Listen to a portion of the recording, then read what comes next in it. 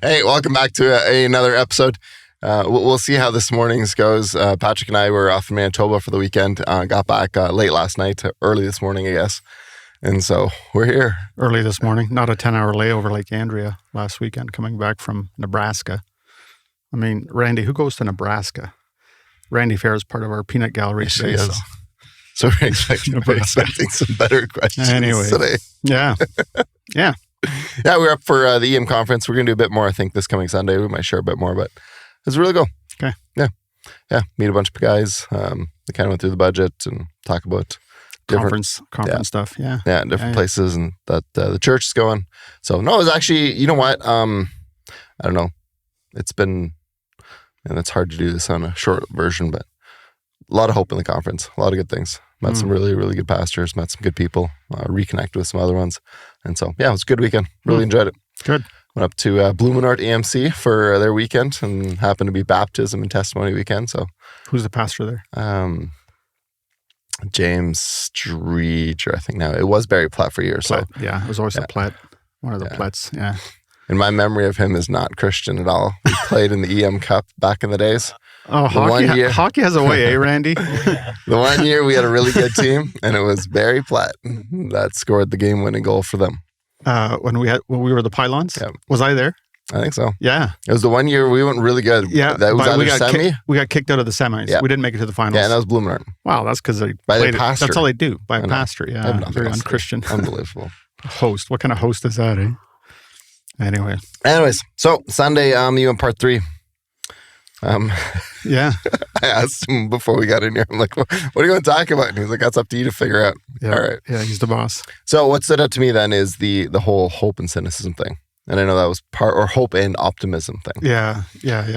So in my conversations with a lot of people, and I think sometimes we use words very loosely, but hopelessness seems to be very common within the church. Yeah. So a couple questions. One is you've been in church leadership longer than I am. Is that a trend? Is that a common thing? Because I feel like, and maybe Randy can chime in on this one too, but I feel often like, man, our generation is facing something for the first time. And then you kind of look back 30, 40 years, you're like, no, it's not the first time. But is hope one of those things that... Yeah, I think, we sometimes use that passage out of Ecclesiastes, there's nothing new under the sun, as a blanket statement. It's just like, that's not really universally true. It's not an absolute, because this is I think we face some new issues that the Bible just doesn't directly address, like AI or this whole online communities, this notion of online communities. Like, what is that? Where does that come from? And what does it do? And what can't it do? And so I think I've told you this in the past, that I would not wish to be a pastor in today's Western world. It really is the most challenging, and it's been going on for about 30 years. Like, so sometimes I talk about our church crises from 10 years ago, but it really is a continuation. Like, I don't know that we've settled. Randy and I were talking a little bit about this on Monday, that it seems to be this sort of unsettling of the church that's been going on for probably 3 or 4 decades. And if I think back 500 plus years ago, the Reformation, it really wasn't one week they were Catholic and next week there was a Catholic and a Protestant church. That's not how it went. It was this sort of mucky unsettling of church, what it means to be church, and what is doctrine and what is truth, and what are the sources of truth. And so I feel like we're in one of those, I don't know. It just, sometimes you just sort of feel like it's one of those times in history where it's like, you're trying things. If you think about all the things that we've been talking about, Randy talked about the next gadget, and for good and for bad, that we're always trying new things because we're trying to figure out where we land, right? And we're trying new things, and this doesn't work, and we're trying something else. And I remember a book I read in response to our first chapter of our crises. I don't like calling it like that. It sounds negative. Oh. But it was a book called The McDonaldization of the Church. And it was trying to wrestle and grapple with what churches are doing in response to a very fast-paced, very tumultuous, unsettled, sort of church in decline, the loss of the church as a center voice in society. They're trying to regain that. And so he talked about, the takeaway was the title itself is, well, if you think about McDonald's, it's the menu, right? Right. And you can have whatever you want on the menu. And eventually the menu isn't good enough and you have to add to the menu or change the menu. And you're never going to get what you need. Mm.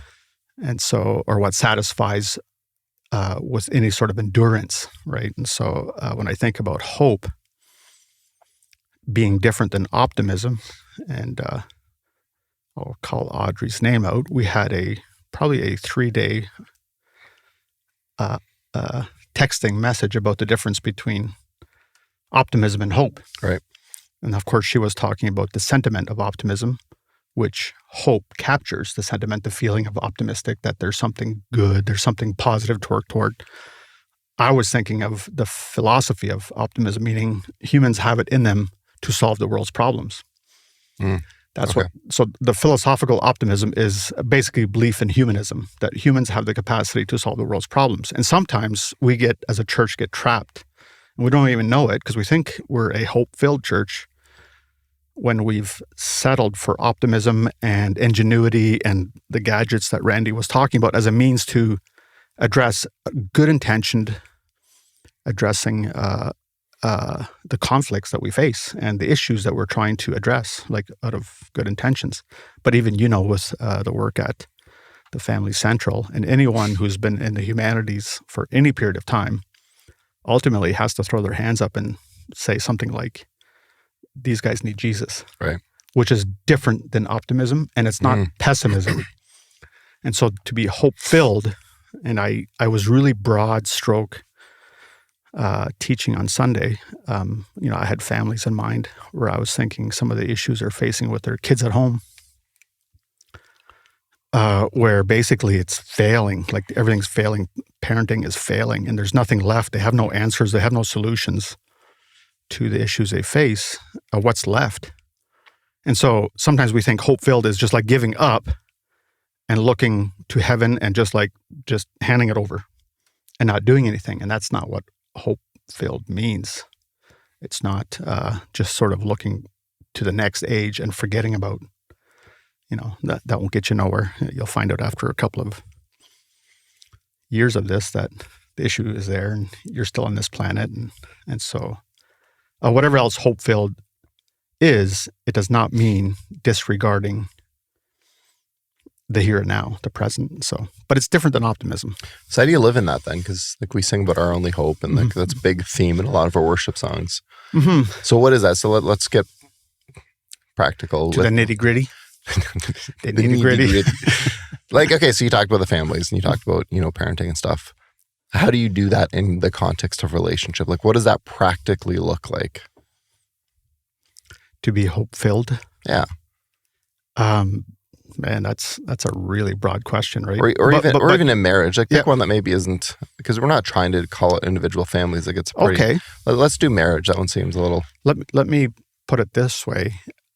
I think if you don't have, this is going to be a big word, an eschatology.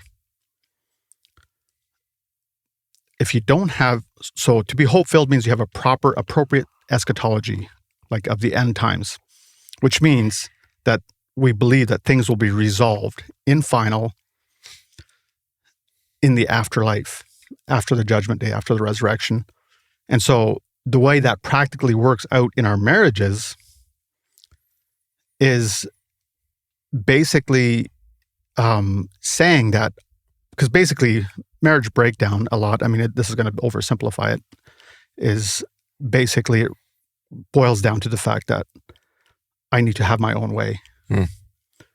And so if there isn't an eschatology that tells you that there is going to be a reversal, a correction, a returning 100-fold, whichever metaphor you want to use from Jesus is, if we don't actually have that in our possession, this conviction, you will actually this is the only age in which I will get it. Right? And so it's this I would say it's this framework from which you actually, that Annie and I, for instance, would address all our marital issues.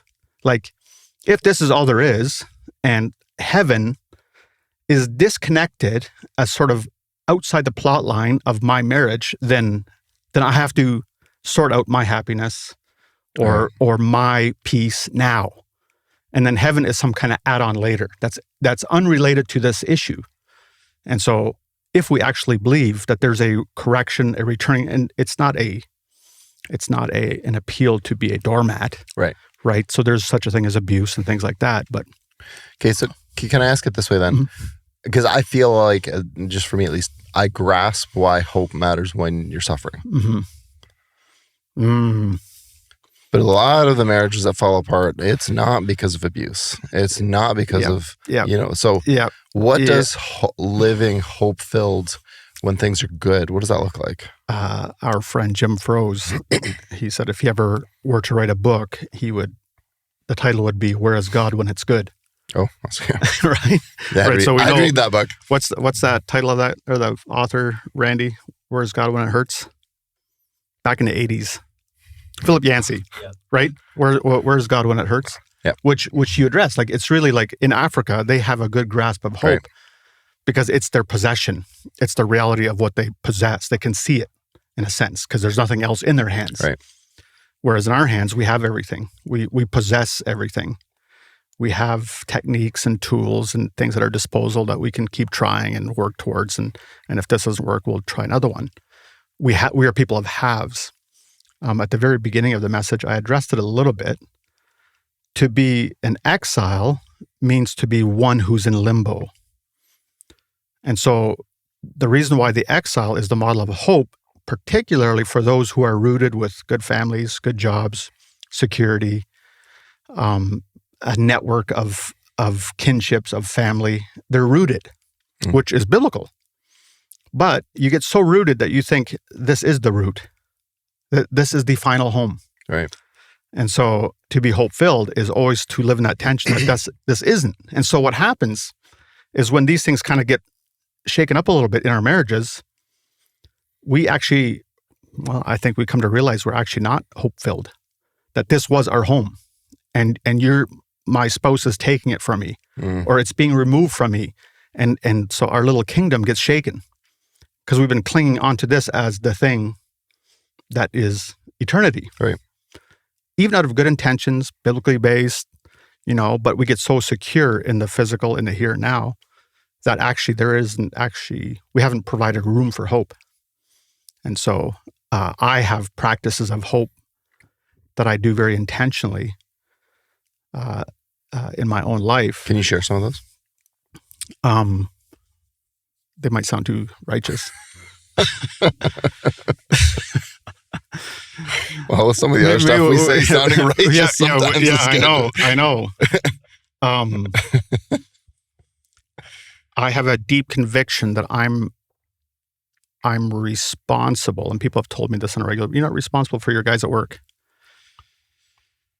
and they can come, they can call in, they can check to see how well I'm doing with this. So they are the true measure of if I'm actually doing this. But one of the ways I think I practice hope is to make sure that the money that I don't use the metric of a standard business model to tell me how much I get to keep and how much I get to give my guys. Like, I don't use this world's metric to make that distinction. There's a distinction. There's no, whatever. But to somehow go beyond that as some sort of token that reminds me that actually none of this is permanent. This isn't my hope. Yeah, and to whatever means possible to, I'm going to say, voluntarily spread the wealth. Okay. And so at the same time, I know that I have a responsibility to this age. Right. So I have to be responsible in business. I have to put some of it aside. I have to do these things to make sure that in 20 years I have a healthy business. Right. Whatever. So it's not about giving everything away all the time, because then you have nothing. Right. But in my estimation, the way, when you're supposed to give everything to Jesus, you basically hold it out for, and this becomes there is no easy answer. Like, it just becomes a tension that you have to live in. Like, am I giving enough? And it's not about, oh, am I giving enough? It's like, I always know when I'm finding too much security or when I'm fearful in business. And usually when things are a little bit tight, then I want to retract some of my practices of hope. Right. And there's the responsibility piece. Like, if economy is going to be slow, I need to make sure that the business stays healthy. But it's usually beyond that. It's usually fear. This might be it. And then I want to start closing in the commitment I have made to distribute. And so I don't know if that helps. And so I think these practices that. Okay, so in my head, the first thing I was thinking was like, in the morning you wake up, you have a cup of coffee, and you do something. Like, that's what I was thinking. But you're far more tangible. Like, well, I think that's where it begins, right? Like, I think you're totally right. Like, I think it begins with your private practices between you and God or whatever, right? Your devotion time. But your devotion time is really, I think, in a sense, it's like the thing that you say you'll do in practice. Mm-hmm. So you're saying you're going to devote yourself to God in 5 minutes. Well, what happens to the rest of your time? You're not devoting it to God. Okay. So then what are the practices of devotion? The thing that you say that you are. No, that's really good. Because that was part of what caught me off guard a little bit. I'm like, oh, like, this is far more tangible, because a lot of our practices don't get there. Yeah. But you're like, no. If I'm not going to allow wealth, which money is hard. Like, I always say, for you businessmen, I've said this often, I don't lament. Like, I wish I could have some of the toys that the rich have, but the weight of having that, it's a lot. And watching you and Dave and some of the other businessmen that I know, like, navigating employees and navigating up and downs and navigating, it's a tough thing. And so I think that's really cool. That's really practical. Can I get back to one thing here? Yep. You're an Old Testament guy. So we talk exile. How, especially Jeremiah 29, that's the one everybody uses, right? God has purposes and all that. How did the Israelites end up in that mess? Randy's going to come in and sit here and tell us, right? Because I've often said that the Israelites were at their worst when they were at their, when things were at the best. Yeah. So that, to me, as soon as you say exiles, I'm like, okay, how do we get in this trouble? Like, how, and it's not just new to us, but can you walk some, because a lot of people don't know those stories. Can you walk them kind of through it? How did we end up there? Because I think it does matter in this whole idea of hope. One of the things that always goes back to me is when people say Jesus is faithful. I've experienced that. That one song that we always sing, "All My Days He Has Been." I think that was it. And it's like, that one gets me every time, because it is actually a living truth for me, right? For good and for bad. And by bad, I mean the negative experiences in my life. Like, it really has been, like, when Jesus promises. And so in the Old Testament, Yahweh promises his people that, and he gives them two options. You can choose life or you can choose death. And he gives them some very tangible elaborations of what that means to choose life. And of course, they choose death, meaning they chose to do their things their own, same as the first Adam, do it their own way, decide what's right. By the end of Judges, we get, and everyone did right in their own eyes. Right. And so that's basically Adam, right? That's Adam and Eve's sin, to do right in your own eyes. That's what it means to take from the tree of knowledge of good and evil, to decide the categories of good and evil. So they do it again. And I don't know if Randy and I were talking about this when I'm thinking about Israel as a nation. They were only a state nation for 50 years in all their existence. Before that, and they were only that because they begged God for it. Before that, they had kings. They already had, when they asked for a king, they already had kings. They had kings of each little town. That's what they were. But what they wanted was one king, one guy to rule over them, like the other nations. And so God concedes, and he gives them the warnings of what will happen. You'll get taxed. Your woman will get sent to the palace to serve the king, and then your sons will be sent to war to protect the state. And it happens, right? And so he allows them to have that anyway. And then basically society disintegrates. They keep violating their oath to be faithful to the way it is of life, to the way of life. And so they finally and so Yahweh's warning comes true, that if you choose death, you will get sent off the land. You did not allow the land rest, so now the land will get rest by you leaving. That's how the land will get rest. So the land will get rest. And so they get exiled. And so they end up in exile.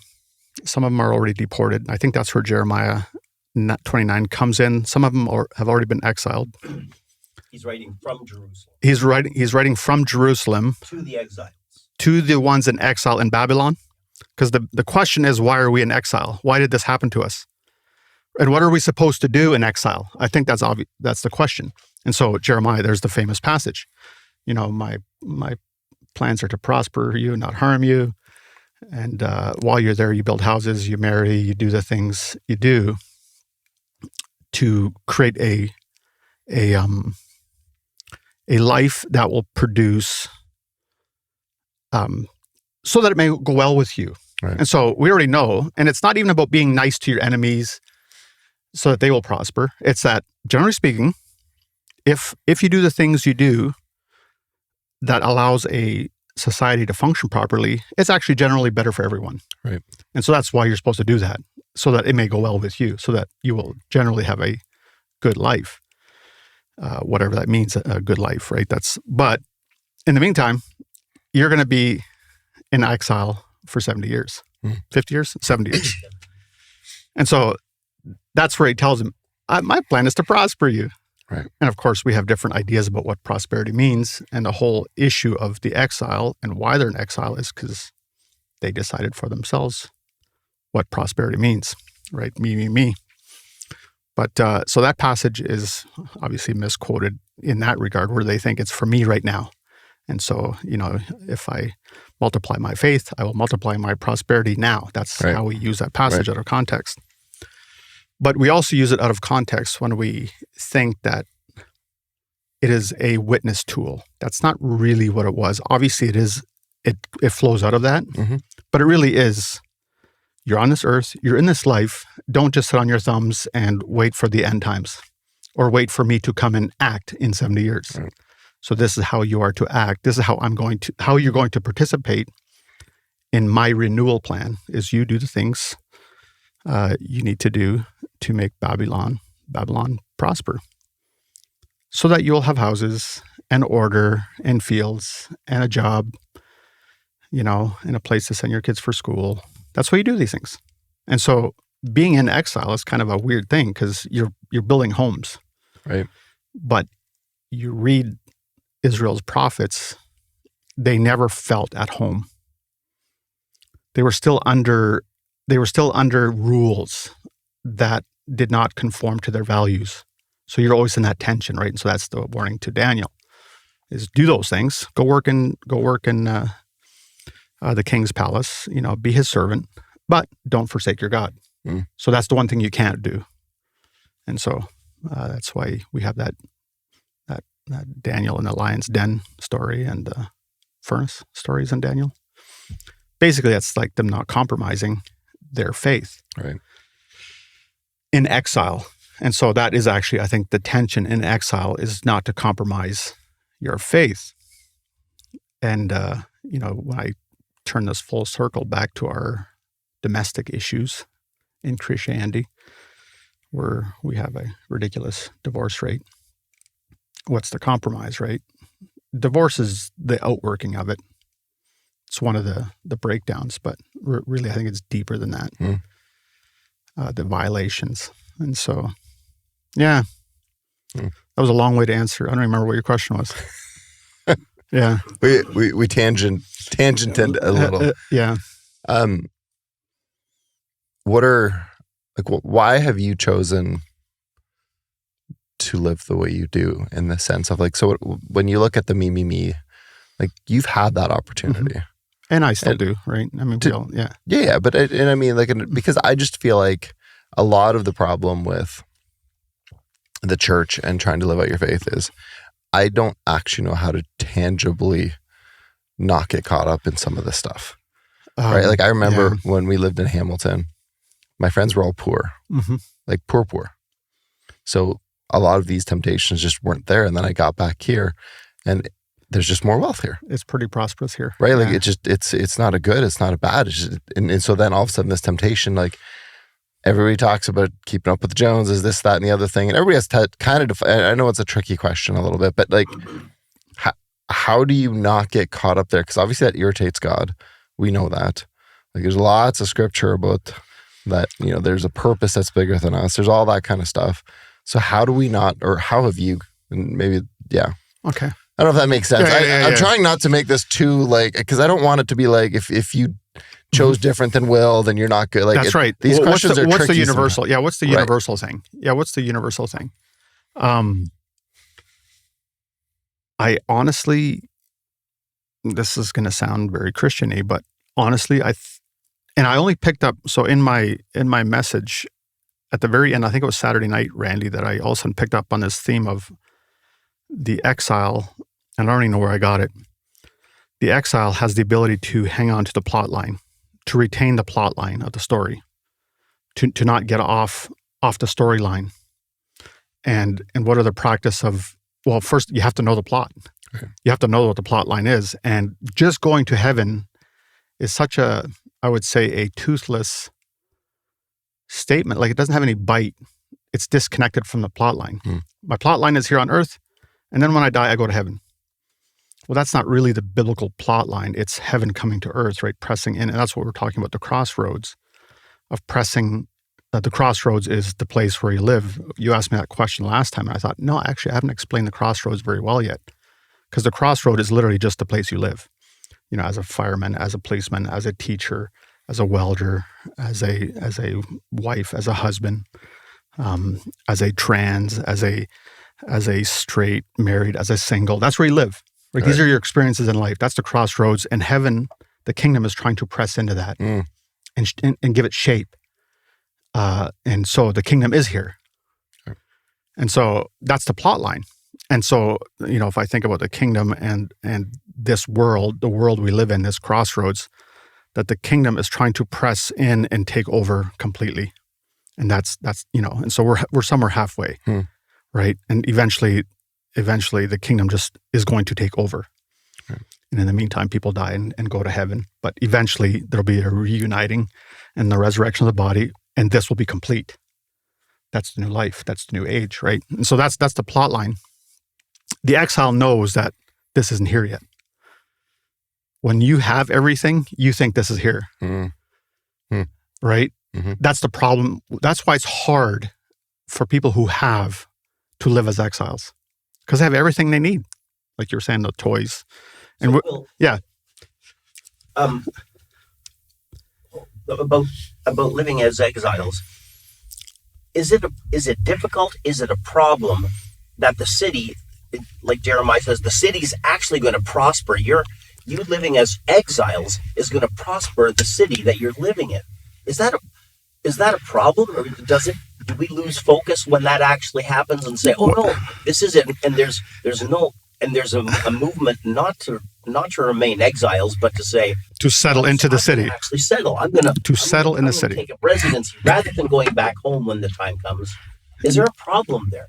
Well, that's the question that Albert asked. So what's the question? The question Randy asked was, is there almost a built-in risk to doing Jeremiah 29 of actually prospering the city, and then you come to believe the city that you're supposed to help prosper becomes the heavenly city, and you aren't ready to actually move back to your real home.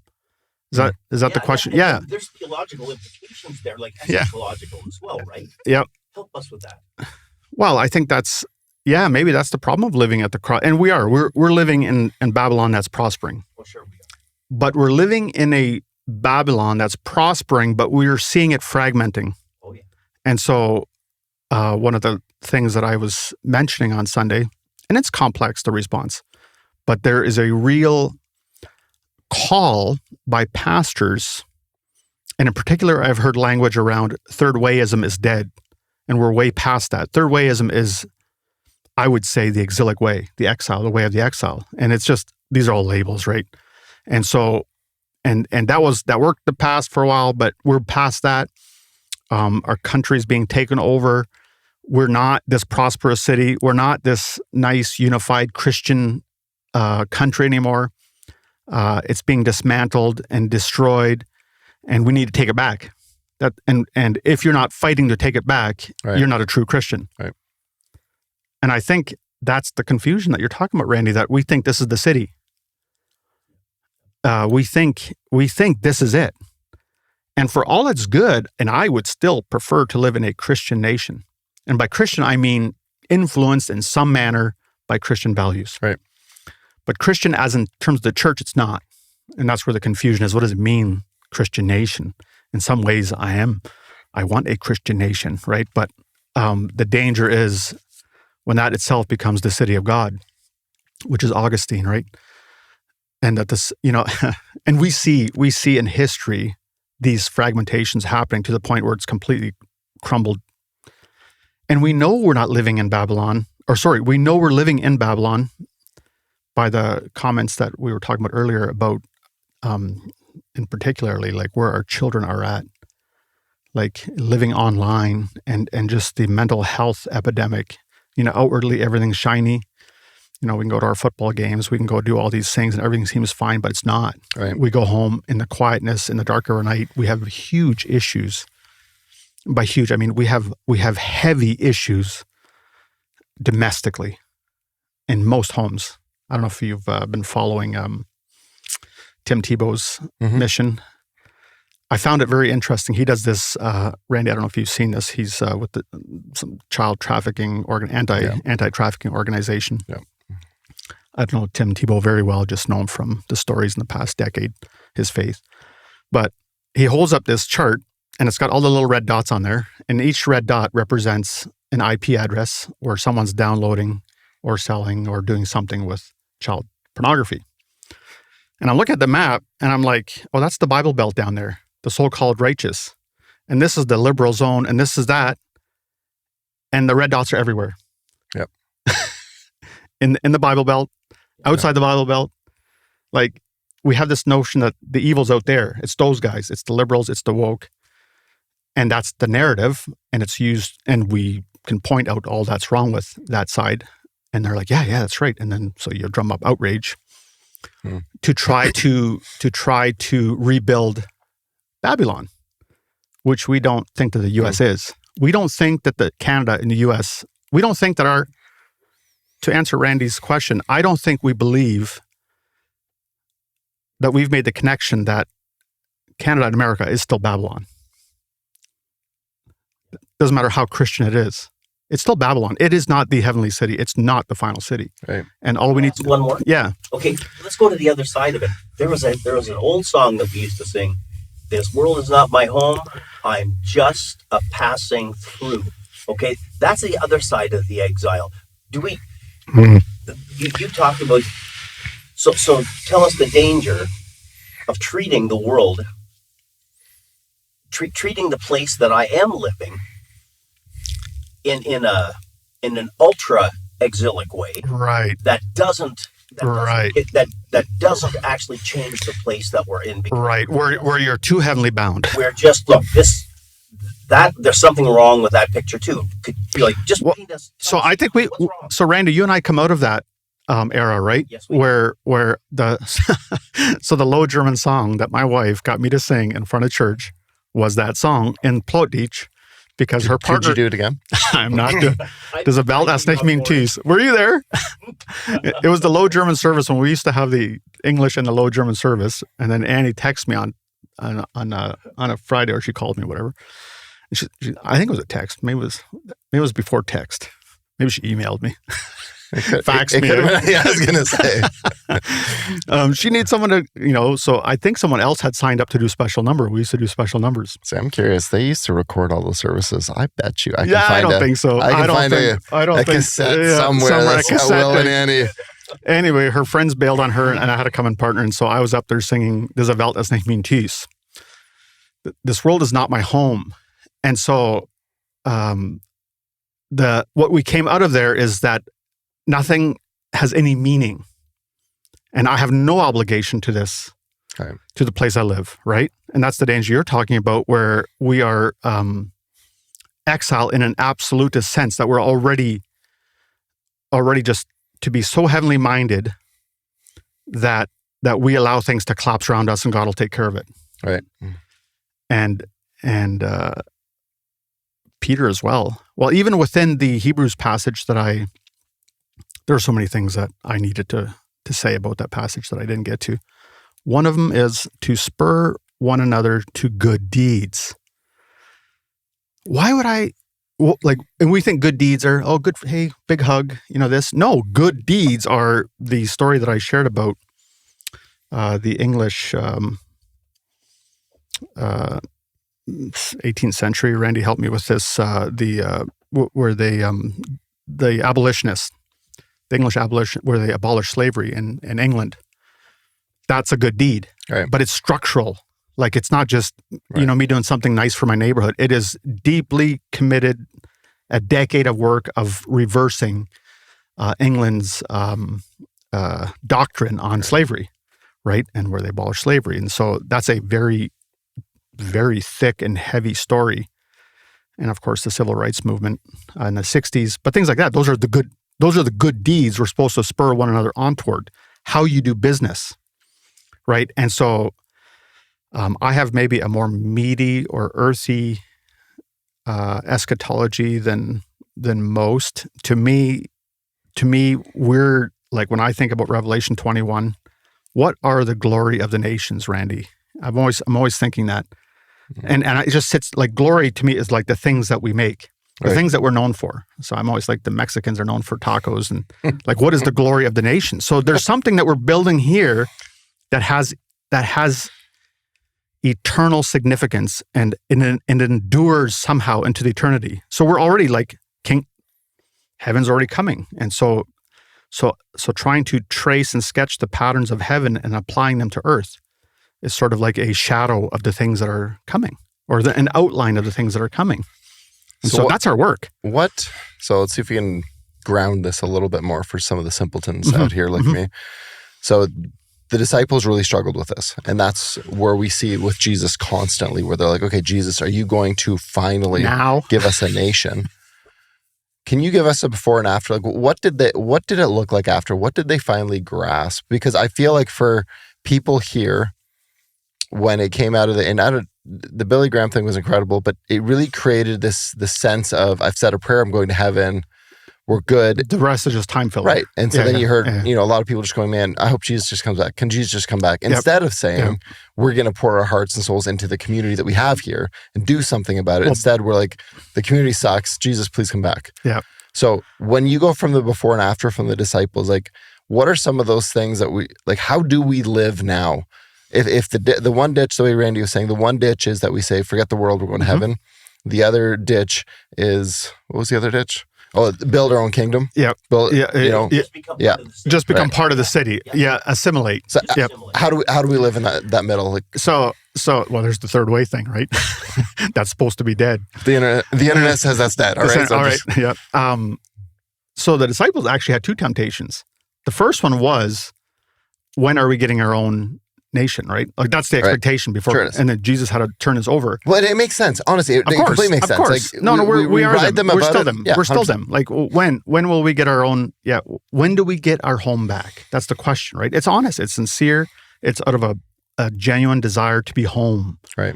Right. And home is such a good word. We could sit there and talk about home for so much. So it comes out of a desire for home. So they have houses, they have gardens, they have families, but they're not home. There's something missing. And so they think, and they still believe, that it's going to be the structure of the old Israel, where they're going to be a state nation. And Jesus says that's not going to happen. And then you see regular references of the other ditch. Do you want me to call down heaven? Do you want me to call down the fire from heaven? Right, that's the other ditch, right? Oh, well, since we're not getting that, let's burn this whole thing up. Yeah. And it's neither. And so we sometimes use Acts, and I did, and we've talked about Acts 2:4. In Acts is sort of the ideal church, right? And we frame them up as the church that has arrived. And in a sense it has, but it's really just a portrait of what will be. And so the real early church was Corinthians and Hebrews. Like, that's actually the real model we should be looking at. the reality of establishing leadership, establishing church structures, establishing, we always have this, I think, a good fantasy maybe of let's get down to the basic, just meet together, no structure. Yeah. And it'll just happen, and we'll just live by the Spirit, and then we'll sing hymns to one another. Albert, you and I, this about listening to you, right? We're going straight to German. All right. And then we'll Wunderbar. and then we will just naturally follow the apostles' teaching. We will share all our goods, right? And so we have this. I think Acts 2:4 is to give you that the substance of what you should be longing for. But here's the reality. I'm not coming back soon. I'm not. So you're going to need build structures. You're going to need to, and by church, I mean leadership. You're going to have to find good leaders because this is going to be a while. Yep. And here we are 2,000 years. And so I think it just means exactly what Jeremiah 29 says to do. Build these structures, figure out church buildings and church projects, but never forget that that's not it. Like, church isn't something you go to. It's something that you belong to. Right. Like you belong. And that's another one of the Hebrews' very practical passage. Like, I think we want something more complex. As complex as I've been talking here, it really is. Spur one another to do good deeds. Right. Don't stop meeting together as some are in the habit of doing. Right. Like, you can't get more. No, just do it. Like, he's just given you in the church in crisis. Here's the things you need to do. And so one of the other ones is to this practice of entering. The very first one is the practice of entering into the throne room, which this is so abstract and, well, what is that? What is that, right? And so we're talking about prayer and to be a church of prayer. Don't say that's abstract to Teresa of Avila. No, and that's what I'm saying. That's what we've made it, right? It's a very meaty, earthy. I mean, how often haven't you heard it? Like, how do you want to tell? How can you tell the health of a church? Is check out their prayer meetings. You just keep hearing that over and over, and I think we're not quite listening. At least I'm not. It's like, I'll just pray privately. Yeah. Talk about home and exile. That seems to be a little bit off. But if you could feel what I feel, I wonder, coming from Saskatchewan, and I come here 35 years ago, and am I an insider yet? Have I, or is that still my home? And how come you live in this tension? Could this? I built such a nice. In my mind, I built such a nice place on Hacienda, but there's all these feelings. You guys don't have my feelings about that. Was this longing for My mom's neighbor is calling me, is texting me and saying, you know what? I came from Ontario 30 years ago. Best move I ever made to go back to go to Swift Current. And I'm going, I know. What am I doing still? Can I go? And I told you, I said, I don't. I think that's not a picture. So how do you practice that feeling if you don't have it? We need to give him a mic, eh? You don't have that sense because you're not living in the tension that I do. Yeah. And I'm going, have arrived? And yet my heart goes, it remembers. And I think us again, do we actually have a memory that goes far beyond that, to that other home that isn't I think there's a transition going through the door into your eschatology that isn't exilic anymore. I think it's home. Yeah. When that world comes crashing in on this world and those two come together. Anyway, your turn. Yeah. We're not. I don't know if we're going to catch all what you just said. That was very important. Should have been given Randy a mic. Trevor says he's going to make it work. Next time we're going to have a mic. Sorry. In Trevor's defense, he did not know Randy was going to be here. Yeah. No, Trevor's. Yeah. He's not here to defend himself, so he's even trusting us to end this video. Yeah, I don't know how. When I say don't know how, there is no manual, and that's sometimes we want this manual for how do I practice the presence of home. That's what we're talking about when we're talking the presence of God, right? To practice the presence of home, I finished the message by praying through the Apostles' Creed. Mm-hmm.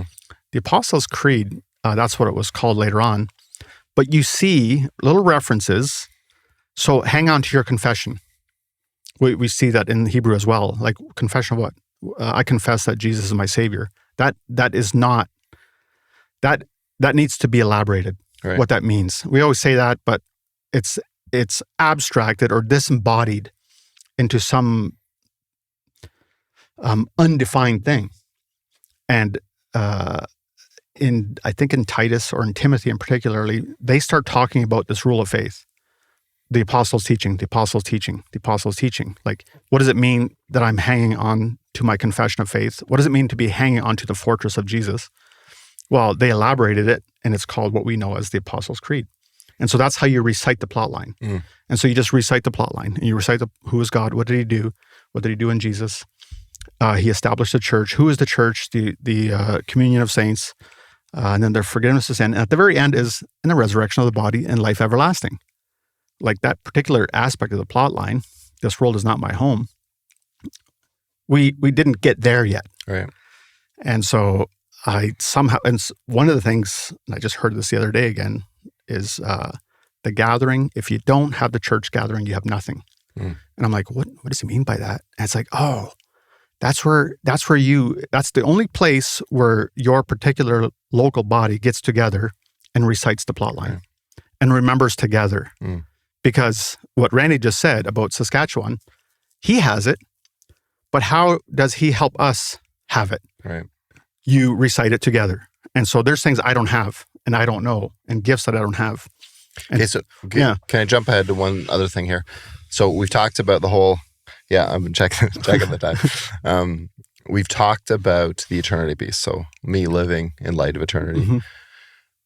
One thing that you said the other day that stood out to me, and sometimes what I struggle with is I don't remember what we talked about on the podcast. Have we already said we this? talked about this afterwards. We talk about the impact of generations. And so what I mean by that is, so when we look at this US that we so love, or this Canada that we so love, it wasn't always that.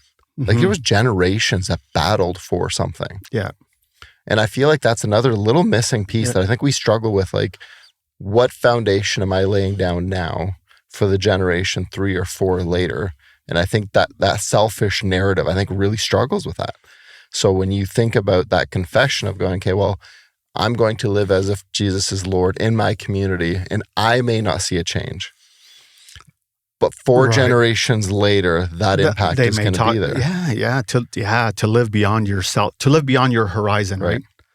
And so you've talked a lot more about, you're more reflective than I am, and I should be a better person. Sometimes I feel like you've talked about like your grandchild and wanting, the church to be healthy for that child. How do we live in that tension? Because I feel like it's an incredibly selfless, like it's probably, to live for heaven can be very selfish still.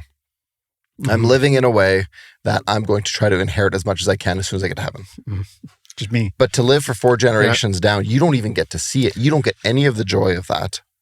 Yeah, I think the answer is in your question, right? Like, to live for heaven means all the generations between now and then. Like, you can't skip over, right? And that's the selfish piece. And I think it's misguided. I don't even know if it's selfish so much as we're just not trained to think generationally. And I would, like, if farmers have it, hey, Randy, like your dad would have known that whatever I do now, if I love the neighbor that isn't born yet, which happens to be my grandson or granddaughter, I have to do things right now. And so I already have to love someone that doesn't even exist. And I just read something the other day. It's like, he asked something about, like, might have been Jordan Peterson, psychologist. You have to learn to love your future self. Meaning, what do I want? What kind of life do I want when I'm 60? Like, I better do the things now. Right. Not just feed my body with junk and garbage because I will pay the price. Well, we think that's also true generationally. Like, which is a little more now you're going outside of yourself. But, if you're holding a grandson or talking to a son, then it's like, it becomes real. Like, I actually want to leave something. I want to do right by I want to love my neighbor. Right. And this neighbor happens to be my 7-month-old grandson. Well, how do I love him?